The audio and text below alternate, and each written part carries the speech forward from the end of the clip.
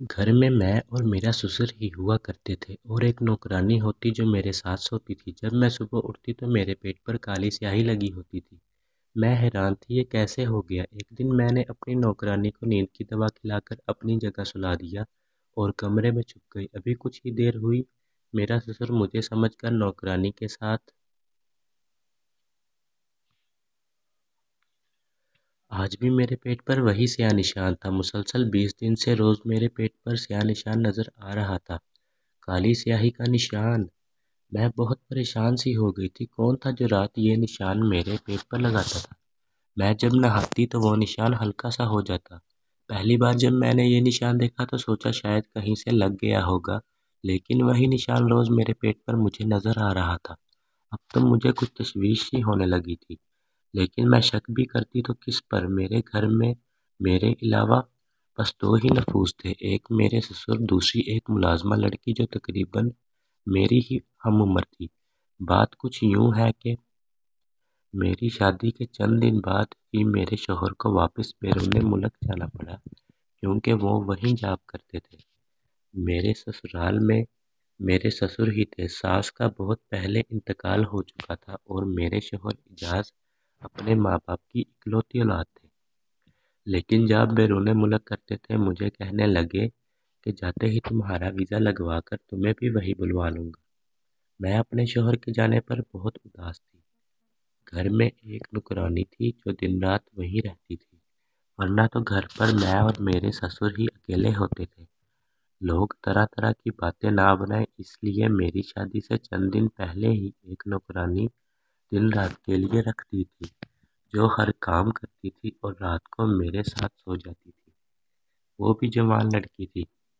पहले पहल तो मेरे ससुर का ज़्यादातर वक्त अपने कमरे में ही गुजरता था, या फिर लाउंज में टीवी देखकर।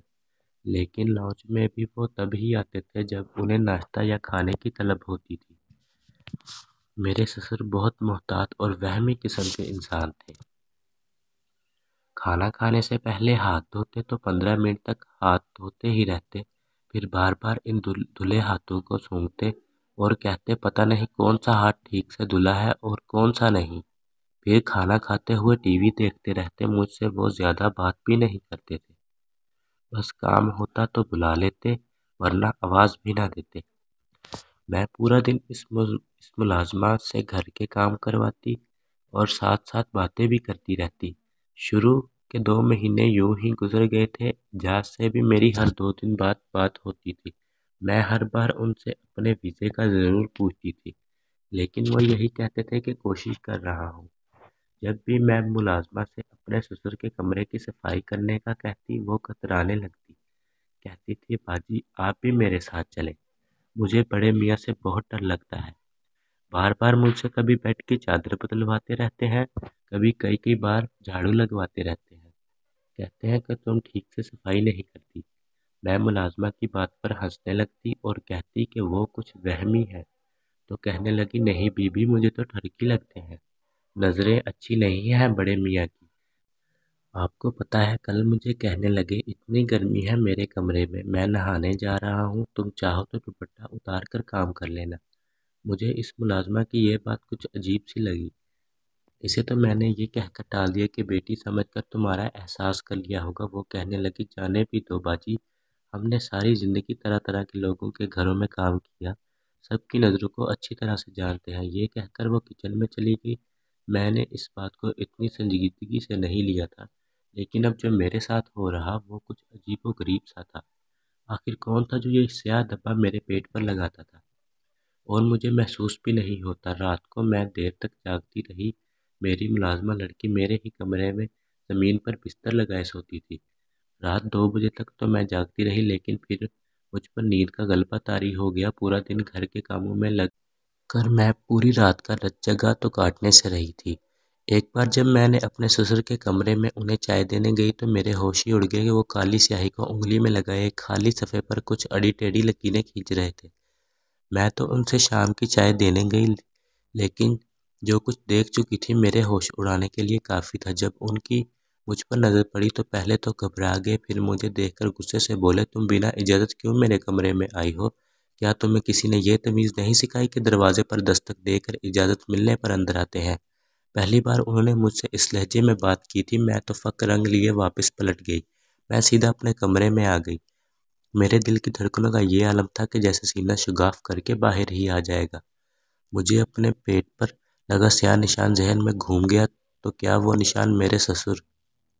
ये ख्याल आते ही मेरे अंदर से तो रूह फना होने लगी। कितनी गैर मुनासिब सी बात थी, मुझे सोचते ही झुर्री सी आने लगी।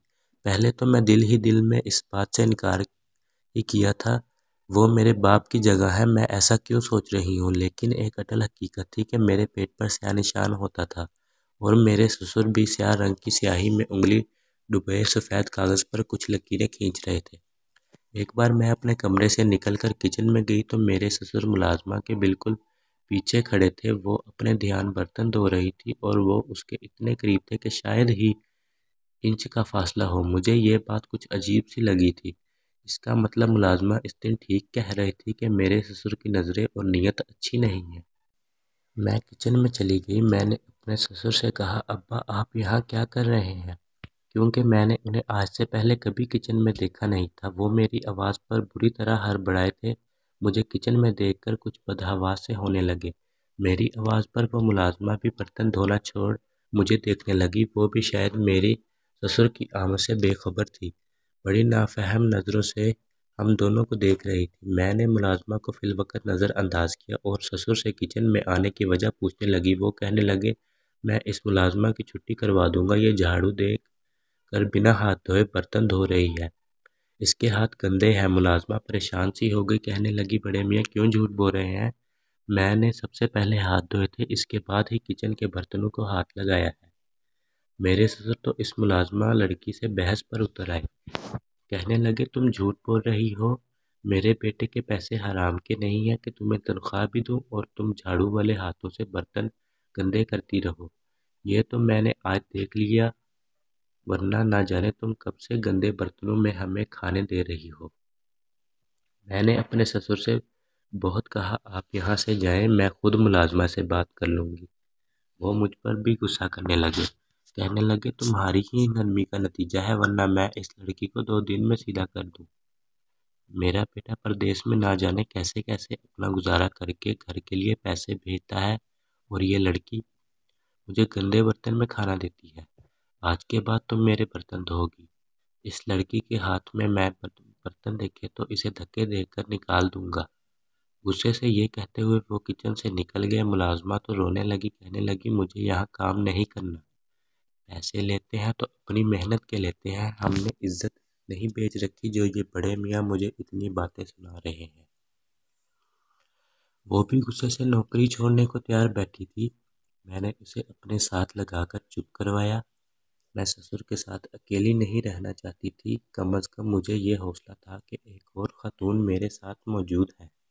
अभी तो अपनी एक परेशानी से निकल नहीं पाई थी कि मेरे पेट पर काली स्याही का निशान आता कहाँ से है और एक मुलाजमा के कमरे में होते हुए कैसे मेरे ससुर मेरे कमरे में आ सकते हैं। मैंने मुलाजमा से कहा, तुम बर्तनों को हाथ ना लगाना, मैं खुद धोऊंगी, लेकिन तुम काम छोड़कर मत जाओ। मैंने बड़ी मुश्किल से मुलाजमा को राज़ी करके किचन से बाहर निकली ही थी कि लॉन्ज में मेरे ससुर मेरे शौहर पर फ़ोन में बहस कर रहे थे कि वो मुलाजमा को घर से निकाल देंगे। लेकिन मैं भी सोच चुकी थी कि मियाँ से साफ कह दूंगी कि मुलाजमा को कभी छुट्टी नहीं दूंगी। अब तो मैं बिल्कुल भी अकेले रहने के हक में नहीं थी। मैं इजाज़ से भी ये कह दिया था कि मुलाजमा अगर घर से गई तो मैं भी मैके चली जाऊंगी। अब्बा को बर्तनों से मसला है तो वो खुद धोएंगी। मेरी मियाँ ने अपने वालिद को ना जाने कैसे समझाया कि अब वो बहस नहीं करते थे। मैं खुद बर्तन धोने लगी थी। मैं खाना ससुर के सामने भी खुद रखती थी। अभी मैं कुछ देर आराम की गरज से अपने कमरे में जाने लगी तो वह मुझसे कहने लगे कि आज के बाद मुझे ये मुलाजमा मेरे कमरे में नज़र ना आए। आज के बाद मेरे कमरे की सफाई का ख्याल तुम रखोगी। ये सुनकर मैंने इस बात में सर हिला दिया। मैंने सोचा, अभी ससुर गुस्से में है, 2-4 दिन काम कर देती हूँ, फिर खुद ही ठीक हो जाएंगे। लेकिन मुझे क्या पता था इनका कमरे में बुलाने का कहाँ मकसद है। मैं जब ससुर के कमरे में दस्तक देकर अंदर की ताकि उनके कमरे में सफाई कर दूं तो फिर से काली स्याही में उंगली डुबोए एक और सफ़ेद कागज़ पर आड़ी सी लकीरें खींच रहे थे। मुझे देखकर जल्दी से सब कुछ दराज में रखने लगे और सीधे होकर बैठ गए। मैंने कहा, अब्बा मैं सफाई कर दूं? तो कहने लगे, हाँ करो। मैंने उनके बेड की चादर बदली और झाड़ू लगाने लगी, लेकिन वह मुसलसल मुझे देख रहे थे। एक लम्हा भी उन्होंने मुझसे नजरें नहीं हटाई और अगर कोई यूं टिकटकी बांधे देखे तो आप कभी भी सुकून से काम नहीं कर सकते। मेरे हाथ भी कुछ घबराहट के मारे कपकपा रहे थे। मैं बार बार दुपट्टा अपने चेहरे पर आने वाला पसीना पोंछ रही थी, साथ साथ कालीन पर झाड़ू दे रही थी। मेरे ससुर कुर्सी से उठकर मेरे पास आ गए और वह मेरे सामने खड़े हो गए, तो मुझे भी खड़े होना पड़ा। मुझसे कहने लगे, इतनी गर्मी है, तुम अपना दुपट्टा उतार कर झाड़ू कर लो। मैं तो वैसे भी वॉशरूम में नहाने जा रहा हूँ, कमरे में कोई नहीं है। इनका लहजा इस कदर धीमा था कि मुझे सुनकर हैरत हो रही थी, वरना वो हमेशा गुस्से और सख्त लहजे से ही बात करते थे। मुझे मुलाजमा की बात याद आ गई। मैंने कहा, नहीं, मुझे दुपट्टा पहनकर काम करने की आदत है। अभी मैं ये कह रही थी कि उन्होंने अपनी जेब से रुमाल निकाला और मेरे चेहरे से पसीना साफ करने लगे। मैं बदक कर पीछे हट गई थी। वो भी कुछ घबरा से गए, फौरन से अपने कमरे में वॉशरूम में चले गए। मेरे दिल की यह हालत थी कि धड़कना ही भूल गया हो। मुझे तो अब अपने ससुर के करैक्टर पर शक होने लगा था। मैंने जल्दी जल्दी उनके कमरे में सफाई की और कमरे से बाहर निकले गए। पूरा दिन मैं परेशान ही रही कि रात को जब मैं मुलाजमा के साथ अपने कमरे में आई तो वो ज़मीन पर अपना बिस्तर बिछा रही थी। मैंने कहा कि राहिला, ज़रा इधर आओ, मेरी बात सुनो। मैंने सोचा मुझे मुलाजमा से बात करनी चाहिए। वो अपना बिस्तर छोड़कर मेरे पास आकर बैठ गई। मैंने इससे कहा, तुम जो कुछ मेरे ससुर के बारे में कहती हो मुझे भी वो सच सा लगने लगा है। फिर मैंने इसे ये भी बता दिया कि रोज़ मेरे पेट पर एक काली स्याही का निशान होता है। वो सुनकर मुझे हैरत से फटी आंखों से देखने लगी। कहने लगी, बाजी, मुझे तो आपके ससुर पर पहले से ही शक है। मुझे तो लगता है वो आप पर कुछ अमल भी करता है। हमारे गांव में भी एक ससुर ने अमल करके बहू से शादी कर ली थी। इसका मियाँ भी बाहर रहता था और ससुर ऐसा अमल करता था कि बहू को बेहोश ना रहती और वो उसके साथ गलतकारी करता। मुलाजमा की बात ने तो मेरे रहे सहे औसान भी खता कर दिए थे। पहले तो आपका ससुर हर वक्त मुझे देखता रहता था और अब मेरी जब भी उन पर नज़र पड़ती है वो आपको ही देख रहा होता है। मुझे भी निकालने के चक्कर में है, मेरे हर काम में नुक्स निकालता है। मेरा जीत तो ये सब सुनकर ही घबराने लगा था। अब मैं अपने कमरा लॉक करके सोने लगी थी। अब मेरे पेट पर स्याह निशान भी नहीं होता था। अब तो मुझे यकीन होने लगा था, रात जरूर मेरे ससुर मेरे कमरे में आते हैं, शायद कोई अमल भी करते हों, लेकिन ऐसा कैसे मुमकिन था। जब से मैंने कमरा बंद करना शुरू किया था मेरे ससुर मुझे घूर घूर कर देखने लगे थे, लेकिन मैंने परवाह नहीं की। चंद दिन बाद ही मेरे ससुर तो मुझ पर चिल्लाने ही लगे थे। कहने लगे, तुम अपने कमरे का दरवाज़ा क्यों लॉक करती हो? एजाज तुम्हें मेरी जिम्मेदारी पर छोड़ के गया है। मुझे इस नौकरानी पर बिल्कुल एतबार नहीं है, इसलिए मैं खुद आकर बार बार कमरे में झांकता हूँ कि कहीं ये कोई कीमती चीज़ चुरा कर न भाग जाए। ससुर की किसी बात का मुझे एतबार नहीं था। मैंने रात को एजाज से कह दिया था कि मेरे वीज़े का जल्द अज जल्द बंदोबस्त करें, मुझे इनके पास जाना है। जो बात मुझे एजाज ने बताई वो सुनकर तो मुझे रोना सा आने लगा था। कहने लगे कि अब्बा ने मुझे तुम्हारा वीज़ा लगाने से सख्ती से मना कर दिया है, कहते हैं कि बहू को बाहर नहीं भेजूंगा।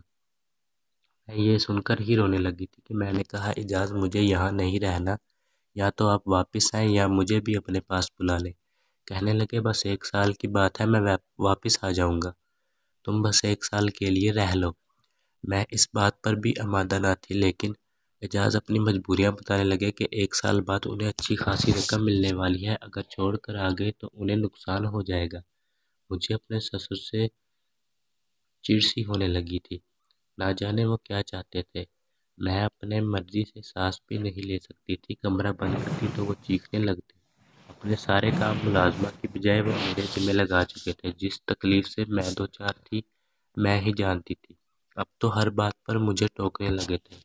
मैं अपने कमरे में दोपहर को आराम करने जाती तो एक हंगामा सा मचा देते कि तुम्हें मेरी कोई फिक्र और परवाह नहीं है, सब मुझे खाना देकर समझती हो, तुम्हारी जिम्मेदारी पूरी हो गई। मैं एजाज से तुम्हारी शिकायत करूंगा। मैं इनकी रोज़ रोज़ की बहस से आजिज़ आ चुकी थी। मैंने कहा, आप बताइए, मुझसे काम क्या है? मैं आपका कमरा खुद साफ करने लगी हूँ, आपके सारे काम करती हूँ, खाना चाहे सब कुछ वक्त पर देती हूँ, इसके अलावा मेरी और क्या जिम्मेदारी है। वो कहने लगे तुम मेरे पास बैठकर मुझसे बातें नहीं करती, मुझे अहमियत नहीं देती। ये काम मेरे लिए दर्जा मुश्किल था कि मैं बैठकर उनके साथ बातें करती भी भला मैं उनसे क्या बातें कर सकती थी। उन्हें खुद ही यह सोचना चाहिए था। ना ही इनका कोई दूसरा दोस्त था कि वो घर से बाहर जाते या कोई दोस्त घर पर आए। मोहल्ले में भी उनके करखत मिजाज के चर्चे आम थे, लोग उनसे बात करने से पहले घबराते थे। इस बार मैंने उनकी बात से साफ इनकार कर दिया कि मैंने कहा आपको मेरी इजाज़त से शिकायत लगानी है शौक से लगा दें, लेकिन मैं आपके साथ बैठकर बातें नहीं कर सकती। एक बहू होने के नाते मैं जो कर सकती हूँ वो मैं कर रही हूँ, इससे ज़्यादा की उम्मीद आप मुझसे ना ही रखें तो बेहतर है। मेरी बात सुनकर वो गुस्से से भपक से गए थे, लेकिन मुंह से कुछ नहीं बोले अपने कमरे में चले गए। मुलाजमा भी वहीं खड़ी सारी बातें सुन रही थी। कहने लगी बाजी आपने बिल्कुल ठीक किया है। भला आपको बड़े मियाँ की बीवी थोड़ी है जो घंटों उनसे बातें करती रहे। मुझे मुलाजमा की बात दुरुस्त ही लग रही थी। मेरा भला क्या ताल्लुक था मैं उनसे बातें करती फिरूं। मैंने सोचा अच्छा ये वो मुझसे नाराज हो गए हैं, कम अज कम अब मुझे परेशान नहीं करेंगे। लेकिन जो मेरे साथ रात को हुआ मैं तो मजीद खौफजदा हो गई थी। सुबह मेरे पेट पर स्याह रंग के निशान लगे हुए थे। मुलाजमा अब तक सोई पड़ी थी। मैंने उसे जगाया तो कहने लगी मेरा सर भारी है, मुझे नींद आई जा रही है, रात भर भी मुझे होश नहीं रही कि कहाँ सोई हूँ। फिर कहने लगी हाँ मुझे याद है, रात को मेरे सर में हल्का सा दर्द था, बड़े मियाँ ने मुझे एक सर दर्द की गोली दी। कहने लगे ये खा लो ठीक हो जाओगी। लेकिन ना जाने वो खाते ही मुझे होश ही नहीं रही। मैं ये सोचने लगी कि इसने गोली खाई थी, लेकिन मैंने तो ऐसा कुछ नहीं खाया। मुझे क्यों कुछ याद नहीं रहता, आखिर क्यों मेरे पेट पर यह निशानात होते हैं। अब मैं सोच चुकी थी कि चुप नहीं रहूंगी। मैंने रात को मुलाजमा को एक नींद की गोली खिलाई और अपने बेड पर सुला दिया और खुद छुप गई। मुलाजमा को मैं पहले ही एतमाद में ले चुकी थी, वो मेरी मदद करने भी तैयार हो गई थी। मैं पर्दे के पीछे छुपी हुई थी। जब रात के 2 बजे मेरे कमरे में आए और बेड के करीब जाने लगे, जैसे ही वो बेड के करीब होने मैंने लाइट जला दी, वो यकदम मेरे ससुर से पीछे हट गए। मुझे अपने पीछे देखकर हैरान से हो गए और कमरे से बाहर निकल गए। मैं रस्सियों से बंधी हुई थी, मेरे हाथ पीछे को बांधे हुए थे, मुंह रुमाल से बांधा हुआ था, मेरी आंखों से बेबसी के आंसू निकल रहे थे। दूसरी कुर्सी पर मेरे ससुर बैठे थे, उन्हें भी रस्सियों से बांधा हुआ था। सामने 2 मर्द खड़े थे और मेरी अलमारी से सारे जेवरात निकाल रहे थे। वो मुलाजमा उनके साथ खड़ी थी। सारा खेल उसी का रचाया हुआ था। वो कहने लगी कि वो कब का हर चीज़ से हाथ साफ कर चुकी होती, बस मेरा एतमाद जीतना चाहती थी। जानबूझकर वो मेरे ससुर के हवाले से शक में डालती। मेरे पेट पर स्याह निशान भी वही लगाती थी और मेरे ससुर को अलग मेरे खिलाफ वर्गलाती थी।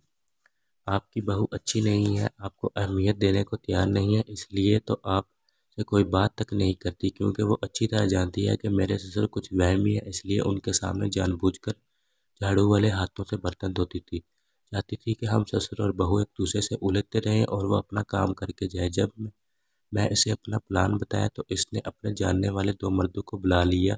इसने कोई नींद की दवा नहीं खाई थी। वो मुझे और मेरे ससुर को एक कमरे में इकट्ठा करना चाहती थी। रात को उसने मेरे ससुर से कहा कि आपकी बहू मुझे आपकी जगह पर मुझे सुला कर रात को किसी से मिलने जाती है।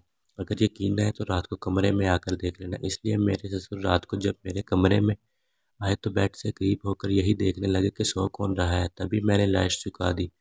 मुझे कमरे में ही देखकर वो वापस जाने लगे तो दरवाजे पर 2 मर्द खड़े थे, जिनके हाथ में तेजधार वाले चाकू थे। इन मर्दों के कमरे में दाखिल होते ही वो मुलाजमा उठकर खड़ी हो गई। हम दोनों बहू ससुर को रस्सियों से बांधकर सब कुछ चोरी करने लगे।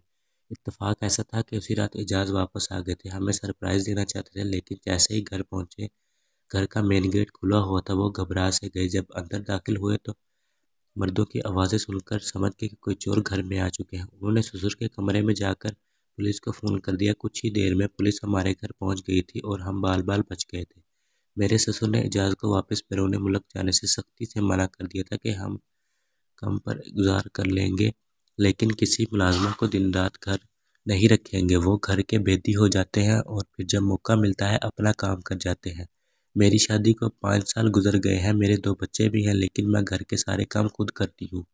मुलाजमा के लिए अगर कभी मेरा शौहर मुझसे कह भी दे तो मैं साफ इनकार कर देती हूँ। अगर आपको ये वीडियो पसंद आई हो तो इस चैनल को सब्सक्राइब कर दें।